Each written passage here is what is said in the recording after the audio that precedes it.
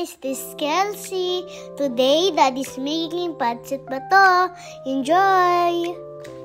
Alright, yan guys, one of my favorite dish from Bicol, pancit bato. Let's go. So nagpakulo na tayo dyan ng panahog na baboy, maliliit na chop. And then, ito yung mga ingredients na iba. Pechay, chop lang natin. Carrots, and then bawang sibuyas, chop lang din natin yan. And then kikiam, pahaba, slanting pala, ayan. And then ayan na sila, ready na. Painit na tayo ng kawali. Unahin natin na maglagay ng mantika at para magluto na ang kikiam. Set aside natin. Pag okay na, kuha-kuha din habang nagluluto. Pag favorite ni Kelsey yan, isa tayo ng bawang sibuyas. Balik natin yung panahog na baboy. Nilagay ko lang sa rep yan kasi pinakuloan ko yun nung isang araw. And then maglagay tayo ng water from Bicol River, of course. Ayan, pinakuloan na natin yan. Lagay tayo ng toyo,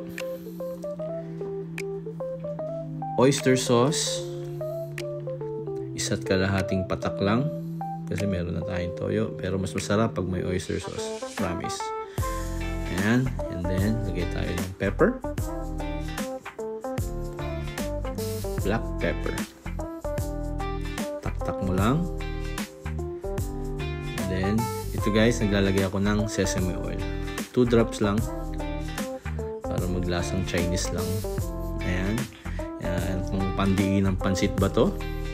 Lagay na natin yan.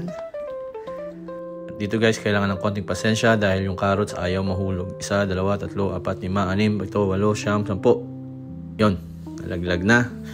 Ayan, lagyan natin kalahating pork cube at takpan natin. Simmer lang natin for 2 to 3 minutes. And then, ito na yung pechay natin. Yan, marami, masarap. At di na nga nagayat yung iba. Ayan, pwede na to. Takpan ulit. Balik natin yung kikiam. Tingnan nyo, kaunti na lang kasi naubos na. Ayan. And then, ready to eat na. Let's go! Dito guys, yan gawa ni Mami Audrey yung suka na yan. Kasi siya ang masarap gumawa ng suka. The best. And then, lagay na natin yan. Generous amount. Tikman na natin. Umuusok pa. Guys, baka magulat kayo ba't naglagay ng suka sa pansit. Guys, the best yan. Promise. Hindi masarap ang pansit bato nang walang suka. Pero, level 1 pa lang yan guys. Suka, level 1 pa lang yan. Dito tayo sa pandiinan na isasawag natin sa pansit. Yan ay dinuguan. Alright! Binili ko lang yan sa paborito kong karinderya. Subuan na natin yan. Guys, ayan, the best yan. Dinuguan with pansit. Grabe yan, Lods.